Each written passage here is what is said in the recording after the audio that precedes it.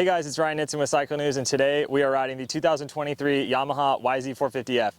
Now this looks a lot different from our normal setting that we normally ride in Southern California. We are at hollowed ground. This is the goat farm. This is like the coolest place to be to ride dirt bikes. So a few years ago, Star Racing Yamaha bought this place from Ricky Carmichael. They've renovated it. There's new tracks, there's old tracks.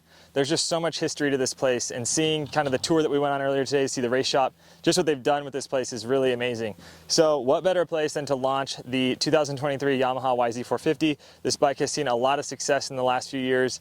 After Star Racing took over the program, they've seen Dylan Ferrandis win an outdoor title. This year Eli Tomac won the Supercross and outdoor motocross title. So you wouldn't think that this bike would need a full run, of changes, but this bike enters a new generation for 2023, new frame, new bodywork, new engine, and the real focus here was condensing the engine parts, lightening the bike, and really taking feedback from consumers and media that we've had just complaints in the past about how you sit in the bike, it feels wide up front, it's loud when you ride it. So they've really gone through, and just from our technical briefing earlier today, seeing the amount of changes that they made to this bike is really astonishing. So obviously you can see new bodywork.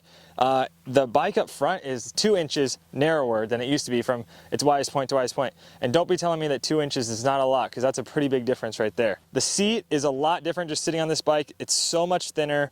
It still has that same downdraft intake, so there's still, the air box is still up front. You still access the air filter from up here. You can get to the gas cap from the front part of the seat here. But moving back, it just feels so much thinner.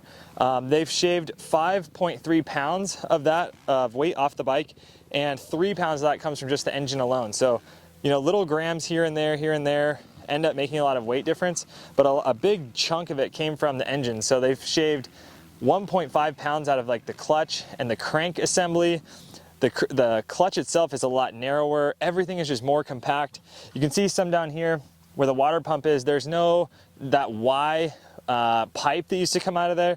They've redesigned that. They've redesigned the oil pan, and where the oil chamber sits on the side of the engine over here.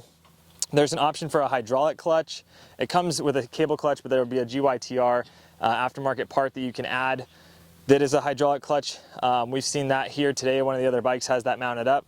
Our bike will have a cable clutch, but just being able to swap back and forth shows the ingenuity that they're really trying to achieve here. Putting more technology into the bike. It looks a lot sleeker than it has in the past. There's so much new stuff for this bike. So we have not ridden this bike yet. We're gonna go get geared up and we're gonna go spin some laps. We have 2 test riders today for Cycle News, myself included. We also have Matt Cerami. He's a pro level rider. So we got some good feedback around 2 different ability levels and really put this bike through its paces. I'm just so excited to be here at the goat farm.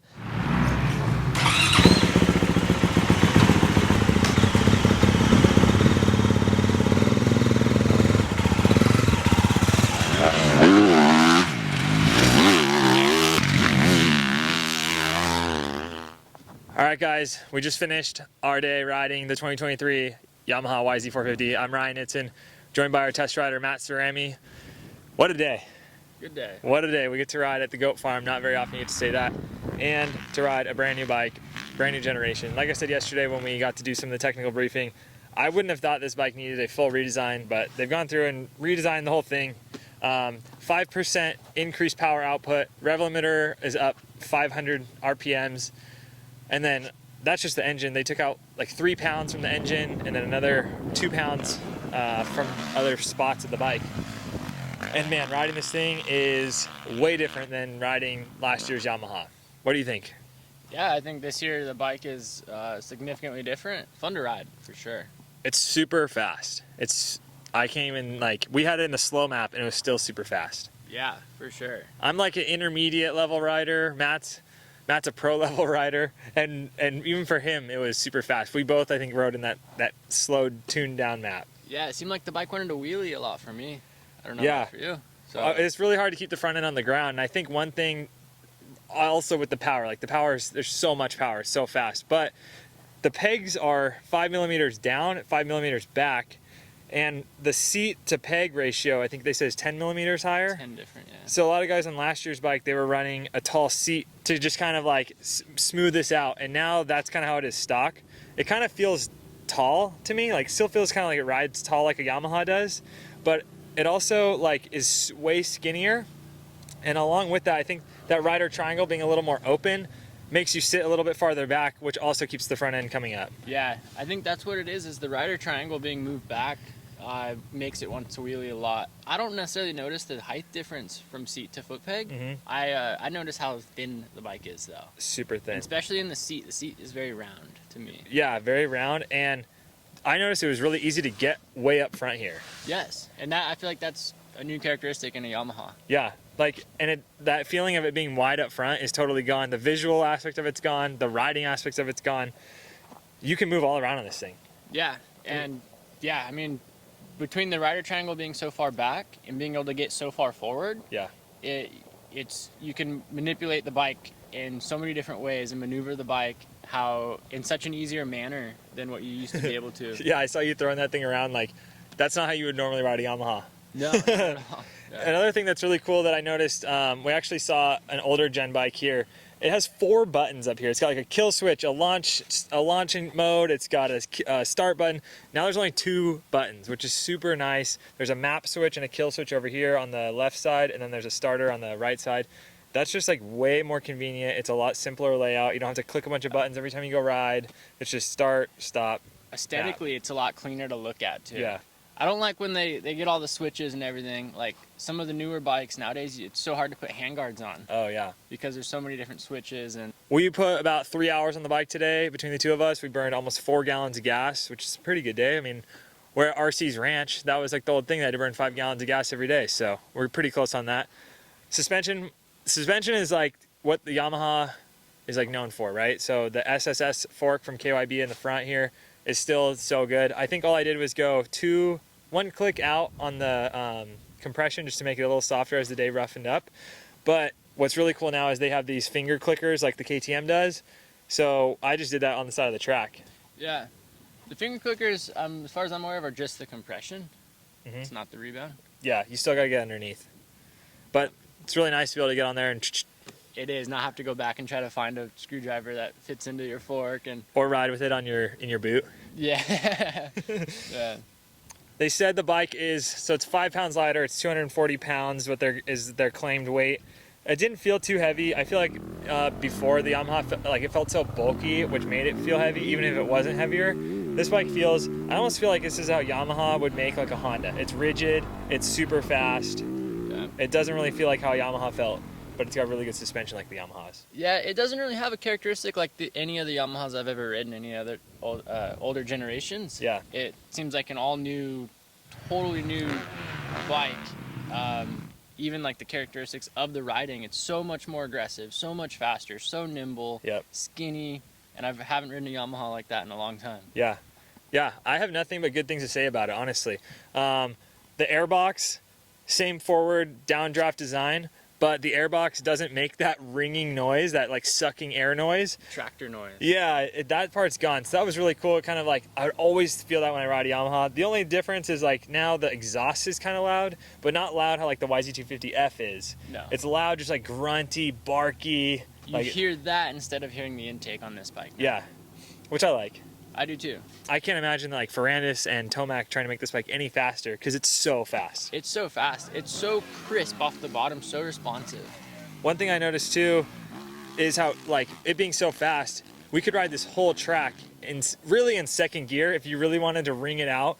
The way it revs up to the top now, there's so much over rev that like you could just leave it in second gear, hit all the jumps. I mean, realistically, I clicked third, but to be able to ride the whole track as fast as it is in second gear is pretty crazy. It is, for sure. I'd be shocked to see how it would be at like a local SoCal track and what gear you'd ride it out there. Like Paris, you wouldn't need to shift at all one time. No, I think you'd be locked in second the whole time. And it's so linear, you could do the real tight corners. Yeah, and it still has that pop out of it. Yeah, and be able to ride every big straightaway, and second gear would get everything done. It's very, very linear, very fast. Some of the other bikes where you have to shift so much, it's just like, it's a pain, it's a pain to ride that. Yeah. Now it's like, this is so easy, and I sound really lazy. I know I'm going to get hate on YouTube for that it's so much work to shift. But when you ride a bike, you don't have to shift a lot. It's just a lot easier. I feel like on this bike, I don't know if you noticed it, but I feel like the feedback in your hand, it's such little bit of movement in the throttle, and it's so much response from the bike. Yeah. So it makes it very easy in the hand just to be able to use all the power, use all the bike without having to actually give it the effort. It's kind of like how those European bikes are, where like it's so connected. As soon as you make a movement, it just is directly to the rear wheel. Yeah, exactly. And talk a little bit about what you were saying, where it's like a dry sump motor. You mentioned that earlier, and I was a little bit.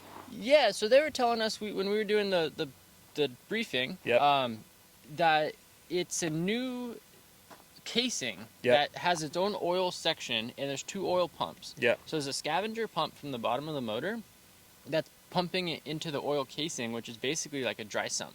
Yeah.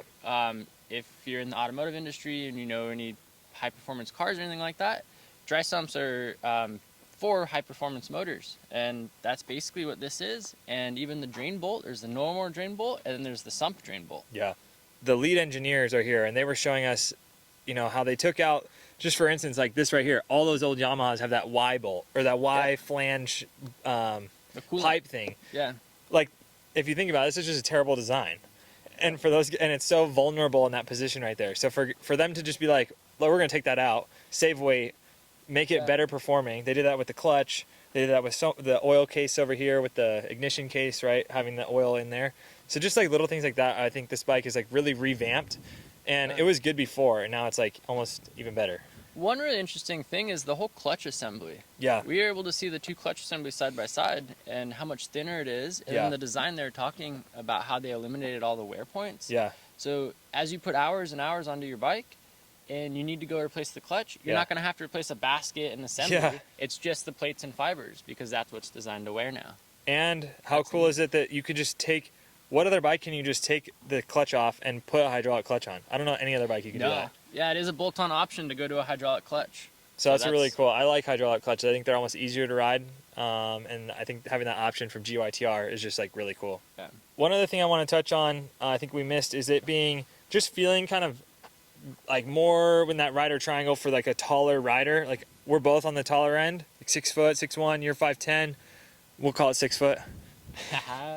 But having those pegs a little bit down and back, having this like really, you have so much contact points with the bodywork. And I think the rider triangle's opened up. I've noticed for like a taller rider like myself, I saw Travis Preston out there. Those guys are all pretty tall, and like the bike works really well for them. I'm curious what it's like for a smaller rider to see how they're gonna like it. But being a taller guy, like I end up gripping the bike with like the bottoms of my boots instead of my knees, and this bike I could grab my knees all day. You kind of mentioned that we're sitting farther back a little bit, and that kind of goes along with it. Yeah. Yeah, there's a lot of rider contact point. I noticed in one thing, when you look from the top of an older chassis versus this one, the flare out in the rear, this bike is much more symmetrical and less dramatic. Like, even putting graphics on, the plastic is a lot less round, so it's much slimmer and more neutral. So as you ride and the bike goes up into your legs, it's a very pleasant feeling. Very pleasant. Compared to how it was. I think they said they put graphics on for like 6 or 7 bikes in like an hour and a half, 2 hours. So I see that's a new record for them. They've revamped the Yamaha Power Tuner app. There's so many things you can change. They've also added more things to make it more user friendly. Like, hey, if you're having this issue with your suspension, do this. If you're having this issue with your engine, do this. Rather than just having it there and like having to go find Kiefer's website to go get a good map off of it. So I think that's another really cool thing. They've just put a lot of work into this bike, and it really shows. I'm really excited to get this bike back home, ride it at our local tracks, and really see how it is, because like to ride, I mean, it's taken a lot of time to learn a new track, especially when you're at the goat farm. It's so intimidating at first, but everyone did really well today, and the bike just handled amazing. Yeah. Be curious to get it back on home turf on tracks you're familiar with. Well, I just want to say thanks to Yamaha, thanks to Star Racing, everyone for having us out here. It's literally a dream come true to ride at the goat farm, and to ride a brand new bike like this is super cool. So thanks everyone. Be sure to like, follow, and subscribe. Check out the Cycle News magazine. We'll have a full test in there with photos and a full write-up for that. So thank you guys for watching. Matt, we'll catch you next time. Take care, guys.